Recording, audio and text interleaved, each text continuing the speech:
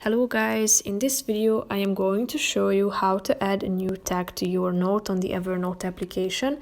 But first, I just want to mention, don't forget to subscribe to my channel because at 10,000 subscribers I am going to show you my whole YouTube revenue statistics and growth strategy, how to make money online. So let's jump into it. First of all, open the application on your phone and then you should select a note from the notes section. So click on the relevant one that you would like to use, and then all you have to do is clicking on this three dots icon in the upper right corner of the screen, and then click on the third option saying add tag. Now you can either type in the name of the tag that you have already added to this note, or you can also create a new one by clicking on the new tag icon.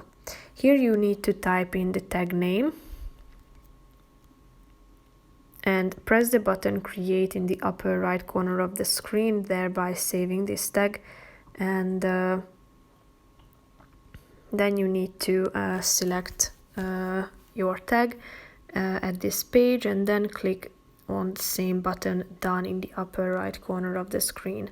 So as you can see, you have added a tag to your note, but you can add many others if you feel like to do so, or create new ones by typing in the name of it and then pressing the button create.